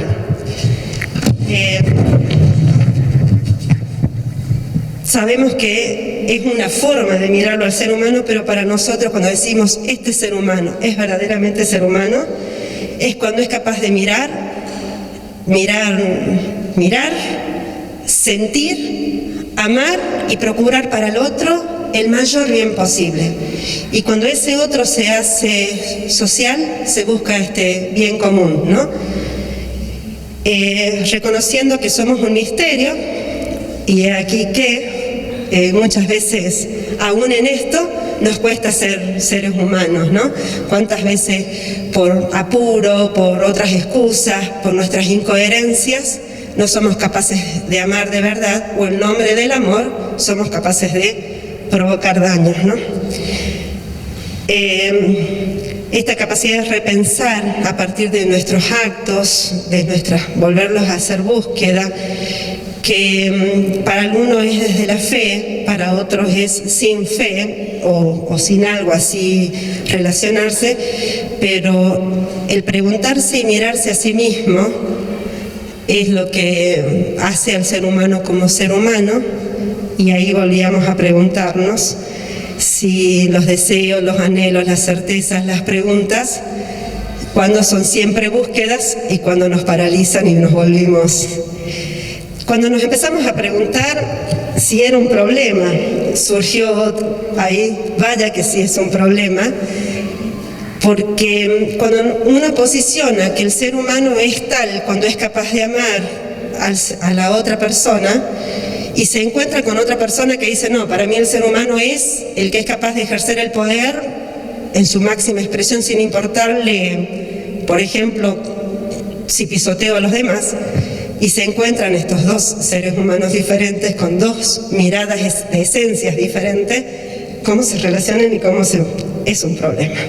Es un problema que entendemos por capacidades y qué entendemos por incertidumbres. Bien, nosotros con respecto a lo que consideramos es incertidumbres, dijimos que nos preguntábamos qué es lo que hace que el hombre elija hacer el mal, como por ejemplo la destrucción de la naturaleza, la violencia, la guerra, el abuso de poder, el egoísmo, la intolerancia. Y como certeza, cuando hablamos sobre la caracterización del ser humano, mencionábamos por ejemplo la empatía, la solidaridad, la aceptación, la superación. Entonces nos preguntábamos por qué si somos capaces de hacer las cosas bien, elegimos lo contrario. Y si nos hacemos problema, y sí, muchas veces nos sucede que nos importa mucho el qué dirán, el qué van a pensar los demás, y actuamos a consecuencia también. Sí. Buenos días a todos. Nosotros, con respecto a la primera pregunta y a la incertidumbre, destacamos que la mayor incertidumbre para el hombre es la muerte. Creo que como seres humanos no tenemos cómo hacer frente a esta situación. Y ahí es cuando nos replanteamos como personas lo que vivimos, lo que podemos mejorar para bien o mal a partir de la muerte de alguien, sea cercano o sea un amigo. Pero creo que la muerte es lo que nos hace replantearnos como personas frente a los demás. Y con respecto a la importancia que significa ser el hombre, creo que lo más importante es el saber vivir con otros. Vivir con otras personas, porque no somos nada si no compartimos o experimentamos con otras personas que nos hagan sentir importante o no. De nada nos sirve estar solos. Entonces el hombre es persona en la medida que se relaciona con los demás. Y ¿cuál sería el problema? El problema sería cómo nos relacionamos con esa persona, cómo elegimos relacionarnos, en lo político, en lo social y las ambiciones que aspiramos con nosotros y hacia los demás. El actuar de esa persona con el otro. En el grupo nuestro, con respecto a la primera pregunta que hace referencia a qué me produce incertidumbre sobre lo que significa el ser, o ser el ser humano, en nuestro grupo surgió el miedo, el límite de lo bueno y lo malo, el duelo, cómo nos enfrentamos a los distintos tipos de duelo, la crueldad y el límite de elegir entre lo bueno y lo malo, o dos cosas buenas o dos cosas malas. Y con respecto a si tenemos alguna caracterización sobre lo humano y cuál sería, el misterio, digamos, porque nosotros conversábamos que el ser humano de hecho es un misterio, siempre y constantemente preguntándonos el por qué. Llegamos a la conclusión también, y relacionándonos con el módulo anterior, llegamos a ver que somos seres inacabados, seres incompletos. Entonces nosotros hemos relacionado ambas preguntas con que el ser humano siempre surge en la constante búsqueda de la relación con un otro. Y bueno, nosotros no hablamos algo concreto, un ejemplo concreto, nos fuimos por ahí más a lo abstracto, y nos quedaba esta incertidumbre de que el ser tiene esa capacidad, del ser humano, de mutar, ¿no? De cambiar, el constante cambio sin poder tener la certeza, una seguridad, una base de lo que es el ser humano, digamos. Eso fue lo que en general en el grupo hablamos y que nos daba incertidumbre. Y bueno, que tiene que ver también con todo lo que venían aportando los demás grupos, que pueden ser cosas buenas, cosas malas, pero esa incertidumbre del cambio constante, ¿no? Y algo bueno, con los que nos quedamos o con los que nos queríamos quedar, digamos, que da la característica del ser humano es el ver al otro, ¿no? La posibilidad esta de mirar al otro y como repitiendo lo que dijeron algunos, poder tener la posibilidad de hacer el bien al otro, ¿no? Eso creo que es una característica principal del ser humano, darse cuenta que no está solo, que está con otros, mirar al otro y también ser con el otro, ¿no? Bueno, nada más. Bueno, nosotros hablábamos sobre, primero, cómo todos teníamos en común la búsqueda de la felicidad, ¿no? Todo ser humano, todo hombre busca la felicidad. Y en esa búsqueda de felicidad, la incertidumbre de por qué busca la felicidad en lo que le pueda hacer daño. No solo en lo que pueda hacer daño, que muchos también mencionaron, sino en cómo a veces se hace daño, ¿no? Los ejemplos, como decíamos, de la guerra, ¿no es cierto?, de muchas creaciones o inventos científicos, etcétera, que en definitiva es buscando felicidad, pero con consecuencias malas hacia los demás, ¿no? Y también, por ejemplo, humanamente hablando, ¿no es cierto?, entre las relaciones humanas, a veces como la necesidad de una relación, de un vínculo con alguien, de no poder soltar aún sabiendo que me hace daño, ¿no? Siento que soy feliz cuando tengo a esa persona a pesar de saber que me hace daño, ¿no? Bueno, eso era en cuanto a las incertidumbres. Y en cuanto a la certeza también de saber que contamos con nuestra libertad, la libertad para poder decidir sobre ese abanico de posibilidades, ¿no? Y esto también, esta misma incertidumbre de por qué a veces nos sentimos tentados de dejar de hacer el bien porque vemos que otros haciendo el mal la pasan mejor. Entonces, ¿por qué el camino de búsqueda de la felicidad va a ir por el mal y no la felicidad en hacer el bien, ¿no? Consideramos que la mayor incertidumbre que tiene el hombre es justamente el hombre mismo. Conocerse a sí mismo es la mayor incertidumbre que uno tiene. Y que todos los aspectos del ser humano, ya sea la libertad, la voluntad, la inteligencia, son incertidumbres para el hombre y que muchas veces no sabemos cómo, digamos, cómo van a proceder, cómo vamos a proceder. Quizás decimos, ante tal situación nosotros vamos a proceder de tal manera, pero cuando llegado el momento no nos reconocemos y actuamos totalmente diferente a lo que pensábamos que íbamos a hacer. También la capacidad de construcción y destrucción que tiene el hombre mismo, el exceso en el deseo de progresar y de satisfacer sus anhelos. Hablábamos de que está muy bueno este deseo que tenemos de conocer, de tener más, de progresar, pero muchas veces esto juega en contra y justamente hace mucho daño. Se daña al hombre mismo y daña también a su semejante en este exceso desmedido de progreso y de satisfacer sus anhelos.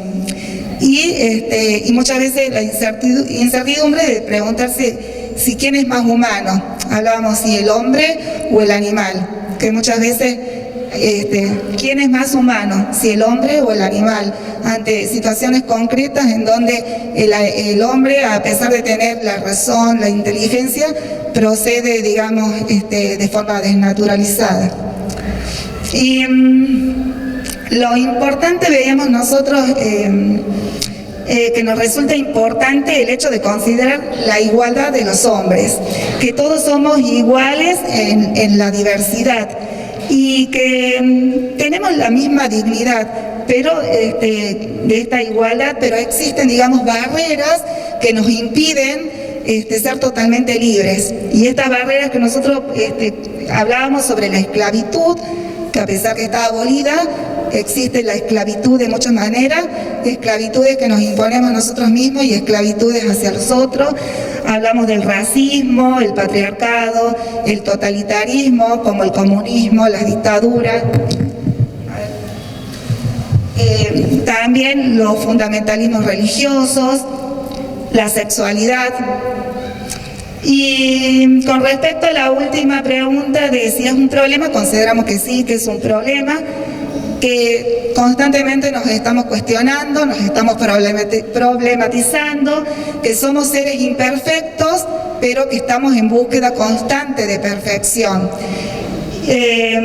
Y que justamente en esa búsqueda de perfección cometemos errores, ¿sí? Se nos presentan problemas, muchas dificultades, pero bueno, ahí está ese deseo y ese anhelo del hombre, y que tiene que tener esa voluntad, esa fortaleza y esa entereza de poder buscar la solución a todos los problemas.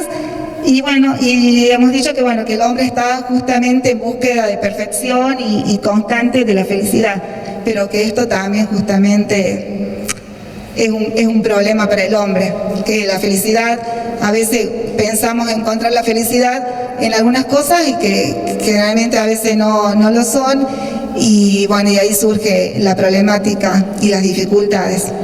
También el hecho de saber resolver esto, qué es lo que me hace feliz, y si lo que me hace feliz a mí, no estoy haciendo daño a los demás. Buenos días. Bueno, nosotros concluimos con respecto a la primera pregunta, que en el cristianismo el hombre refiere al que aparece como imagen de Dios, pero también es un ser en camino que constantemente está en busca de satisfacciones. El hombre también es controlador por naturaleza, no tiene sensibilidad muchas veces, también tenemos incertidumbres, miedos, apatía. También el hombre es un ser social que necesita de la relación con otros, es decir, que no puede sobrevivir sin la ayuda de los demás. Sinopsis, una enumeración de algunas cosas que han dicho y de algunas cosas que son comunes y otras que no, ¿no es verdad? Si ustedes se fijan en los temas que han salido, que incluso no estaban en la exposición, fíjense que por un lado está presente muy fuerte en muchísimos lo de la búsqueda. Gran parte de las incertidumbres provienen de esto, a lo que no podemos calificar negativamente, aunque nos genere incertidumbres, que es que buscamos, ¿sí? Quiere decir que no es una cosa que nosotros podamos decir nunca vamos a tener incertidumbres. El hecho de que nosotros busquemos nos pone frente a la incertidumbre. ¿Se dan cuenta? Y ustedes han señalado de distinta manera muchas cosas que puede haber que está vinculado a las búsquedas, ¿no es verdad? Por un lado han dicho, que sí me ha llamado la atención en algún momento, por un lado han dicho que a veces se tiende a matar deseos y búsquedas. Fíjense que la búsqueda, que la han puntualizado mucho, después voy a decir lo que son las cosas mucho más puntuales, pero la búsqueda no es aunque parezca que esté asegurada, porque todos buscamos algo, no parece tan absolutamente asegurada, porque pueden ser matados los deseos y pueden ser matadas las búsquedas. O sea, que si eso es así, pueden ser asesinadas nuestras incertidumbres, y eso que pareciera ser en un primer momento no tan fácil como tener incertidumbres, uno podría decir que es mucho más difícil y mucho más horrible que nunca ninguna incertidumbre nos atraviese. ¿Se dan cuenta? Nunca ninguna nos atraviese. Entonces, quiere decir que es como si de algún modo hubiéramos permitido que eso muera en nosotros, o algunos se han encargado de matar el deseo en nosotros, de matar las búsquedas en nosotros. Miren esa condición vulnerable incluso de aquello que pareciera que está en casi todos, que es buscamos. ¿Sí? Las búsquedas también pueden sofocarse, apagarse. Sobre las búsquedas también está ese otro punto que muchos de ustedes han señalado, que es la violencia. Se dan cuenta que nosotros decimos que una de las cosas que también nos producen mucha conmoción es que hay violencia. ¿Sí? Hay violencia de todo tipo y que hay violencias espantosas, las violencias de la guerra, pero que parte de la experiencia humana que nos deja pasmados e inciertos es la violencia. ¿Sí? Fíjense cómo han introducido la violencia. Han introducido también otro elemento que también es muy fuerte, porque tampoco lo hemos puesto mucho en la descripción, que es la posibilidad de hacernos daño, de hacer daño al otro, de hacernos daño a nosotros mismos. O sea que por eso cuando decíamos casi al final que una de las dificultades de las preguntas antropológicas hechas a fondo es que las preguntas tienen que ver con nuestras decisiones morales, fíjense cómo ha salido que una de las cosas que nos... La incertidumbre es, nosotros diríamos, una caracterización que tiene que ver con los actos de nuestra cabeza, pero fíjense que lo que producen incertidumbre son cosas que tienen que ver con las decisiones enteras de nosotros. Nos produce incertidumbre la violencia que se desborda, la violencia que excede. Incluso han dicho lo mismo con respecto a los deseos y a los anhelos. Sí, todo esto podrá estar, pero también puede haber una especie, ya no sé dónde lo he puesto, una especie de algo que parece que es como excesivo, que lo que quiero excesivamente. Miren cómo cuando están marcando, e incluso no puede haber relación solamente causa-efecto, porque cuando señalan la violencia han señalado que hasta puede darse sobre los seres que amamos, que no existen actos de violencia como nos hemos visto construir bombas y matar gente, y lo mismo seguimos en carreras nucleares, es decir, no es algo que lo podemos resolver solo con la cabeza, ¿no? Miren eso, o sea, está la violencia, ¿sí? Eso está. Está lo marcado, después voy a volver para atrás, pero digo una cosa que han dicho mucho después, también han caracterizado la búsqueda con otras cosas. La búsqueda es también búsqueda de felicidad. La búsqueda en eso que han dicho recién, de que somos incompletos y queremos completitud, la búsqueda es también una búsqueda inquieta, al mejor estilo agustiniano, porque en el fondo buscamos ser felices, incluso sin entender bien qué querrá, o incluso buscamos caminos supuestamente para ser felices y no nos hacen felices, pero lo que nos ha movido a buscarlos era ser felices. O sea, la búsqueda no es solo búsqueda en un itinerario cognoscitivo, queremos completarnos, planificarnos, queremos eso, ¿sí? Entonces una pregunta también sobre eso. La incertidumbre se encuentra orientada a la posibilidad de darnos caminos para llegar a la plenitud. La incertidumbre se encuentra vinculada, es decir, tenemos que atravesar la incertidumbre si es que queremos seguir siendo seres en búsqueda. ¿Y por qué somos seres en búsqueda? Porque no estamos terminados, porque queremos completarnos, porque algo nos falta. La carencia entonces no es solo un signo negativo, puede ser negativo la carencia de la miseria y todo lo demás, pero la carencia no es solo un signo negativo, sino algo dice sobre qué buscamos. ¿Por qué nos sentimos carentes en muchas situaciones que parecieran no ser de carencia? Y sin embargo nuestra experiencia es, esto no es. ¿Se dan cuenta? O sea, miren, por eso les he puesto distinto las certezas y las incertidumbres para ver que nuestras incertidumbres no solo se resuelven cognoscitivamente, y dos, para ver que en realidad no las podemos determinar como bueno o malo, sino como una sola condición. Les digo, las incertidumbres y las certezas, ¿sí? Forman una especie de único combo, nuestras incertidumbres y nuestras certezas. Miren lo otro que han dicho, que también están las cosas así que son fuertes. Quiere decir, está la muerte. Nadie puede decir que en algún momento la muerte no es una cosa incierta.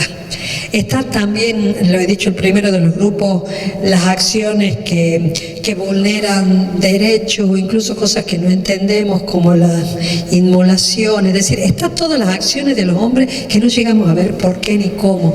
No solamente las acciones destructivas, hay acciones que nosotros no entendemos por qué. A veces son acciones buenas, es decir, no sabemos dónde ponerlo, ¿sí?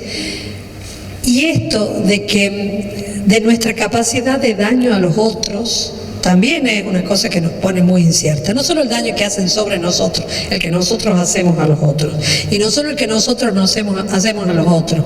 Lo que decía al final Cayetano, digo, ¿por qué nos hacemos daño a nosotros mismos? ¿Por qué lo que nos hace daño podemos entender que nos hace daño y lo mismo no puedo dejar de hacerme daño? Bueno, ¿por qué nos hacemos daño? Bueno, no lo puedo poner fuera al cuco, lo tengo que poner adentro mío. ¿Por qué yo no tengo una especie de esquema mucho más simple para no hacerme daño? Y no lo puedo resolver cognitivamente. Quiere decir que necesito una profundización en eso que me tiene que dar ojos más agudos, porque yo sé que me estoy haciendo daño, sé que estoy mal, sé que esto es, y lo mismo no puedo. O sea, tengo impotencia frente al daño que me hago a mí mismo, no solo frente al que otros me dan. También está esto que lo han puesto de muchas maneras y lo han dicho varios. También hay miedo, ¿verdad? Es decir, tampoco sabemos por qué tenemos miedo. Tampoco sabemos muchas veces a qué tenemos miedo. Porque el miedo forma parte de nuestra experiencia, ¿sí? Y el miedo forma parte de nuestra experiencia. Porque en realidad, como ha dicho un grupo muy bien, conocerse a uno mismo es en todos sus aspectos una gran incertidumbre, ¿no es verdad? ¿Por qué podemos tener capacidad de construirnos y tener capacidad de destruirnos? Eso es muy, muy fuerte, ¿sí? También han dicho algunos, creo que en el grupo de ustedes, Julio, esto de institucionalizar lo espiritual, racionalizar sin vivir y sentir el hoy. Destaco esto por este elemento. Se dan cuenta que no basta decir que tenemos resuelta la cosa porque algo sea espiritual, racional. Nosotros también podemos maniobrar con lo más elevado de nosotros mismos y secarlo, ¿sí? Cuántas excelentes obras han empezado con un gran impulso y después se han transformado en algo que nosotros no sabemos a dónde va. ¿Cómo no vamos a incentivar a alguien a que conozca más? Y por eso la posmodernidad ha hablado de que de repente hemos creído que la razón cortaba nuestra capacidad de daño y la razón descubrimos que también produce monstruos. Eso dice la posmodernidad, la razón también produce monstruos y lo hace pensando que nosotros hemos hecho planes deliberados de extinción de otros hombres. Genocidios deliberados. ¿Ustedes se acuerdan en algunas guerras que había como propuestas, tácticas, estrategias de la guerra, la violación étnica? Quiere decir, violo, no solamente yo porque estoy volado la cabeza por la guerra. La táctica que me proponen es la violación étnica para que el otro pueblo tenga dentro suyo hijos del violador, hijos del enemigo, de manera que yo los destruya más por dentro. Entonces se dan cuenta que hay una especie de perversidad muy fuerte en llegar a plantear ese tipo de cosas. Entonces, lo mejor, la racionalidad, ha producido cosas terribles. La espiritualidad más elevada, de repente nosotros decimos cómo ese anhelo fuerte del espíritu ha terminado transformándose en, no sabemos en qué. ¿Se dan cuenta que es como decir, no podemos decir que hay algo absolutamente seguro porque el hombre tiene capacidad de ese movimiento moral y de esa decisión, como han dicho algunos, hacia lo bueno o hacia lo malo, con absolutamente todo. ¿Verdad? ¿Qué hay en nosotros que nosotros podemos decir? Si vos estudiabas, entendés y vas a obrar bien, como creía la ética intelectualista, ni chance. Puedo hacer el mal desde ahí también. ¿Se dan cuenta que es muy denso, muy pesado, que la incertidumbre no sea dudo entre A y B, sino estoy puesta en las manos de las decisiones, las mías, las de la sociedad, las del mundo, y eso no es controlable. Algunos han dicho también que algunos tienen capacidad o deseo de control. Miren la cantidad de cosas en las que han subrayado capacidad de destrucción, o cuando una de sus compañeras ha dicho quién es más humano, el hombre o el animal. ¿Se dan cuenta la cantidad de cosas que lo que están expresando es no lo podemos resolver así tan simple? Por eso aún cuando después voy sobre la certeza, pero aún cuando en la pregunta última casi no la han contestado indirectamente en los otros. Es decir, si se hacen preguntas. Si hacen preguntas, si las perplejidades más hondas uno a veces no quiere ni decirlas, porque es como mirar un abismo, ¿no es verdad? Cuando nosotros decimos yo soy capaz de mirar la malicia en un ser humano, no, a veces prefiero verlo solamente débil, y cuando lo descubro sonriendo porque me ha dañado,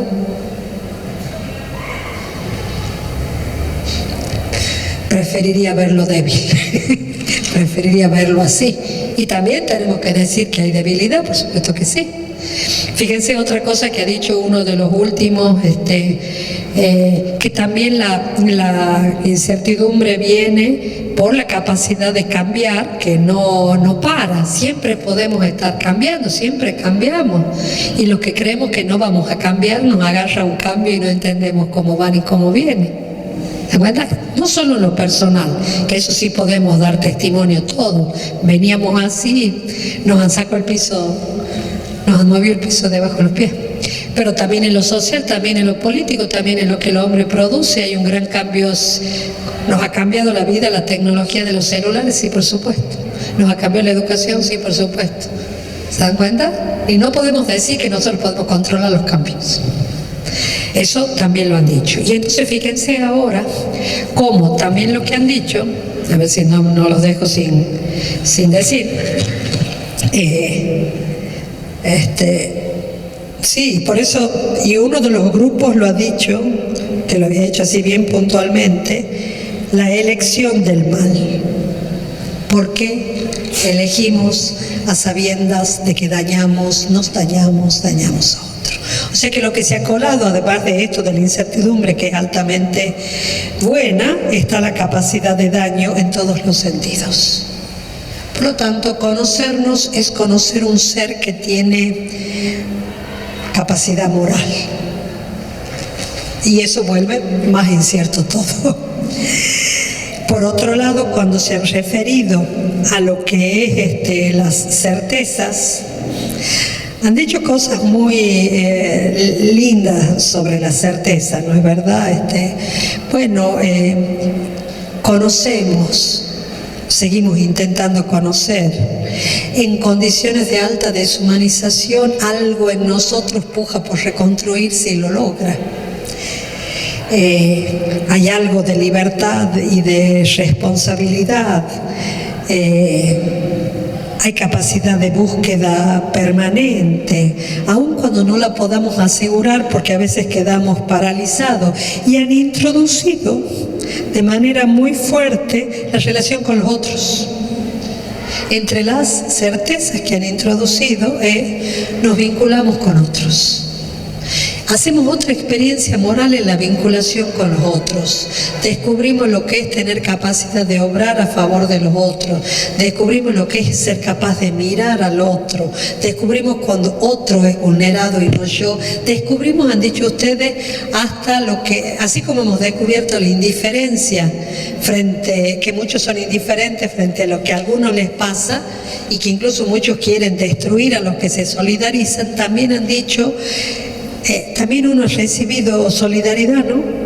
uno también ha recibido apoyo. O sea, lo que han puesto como certeza muy fuerte, mirar al otro, hacer el bien, hay una cierta igualdad, saber vivir con otras personas. Miren a dónde, miren cómo, aun cuando la relación con los otros siempre hay momentos en que estamos inciertos, mayoritariamente lo han puesto en las certezas.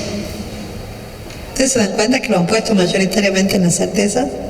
Y han puesto también en la certeza uno de los grupos, pero yo supongo que es en todo, que también para muchos es una certeza la apertura al misterio.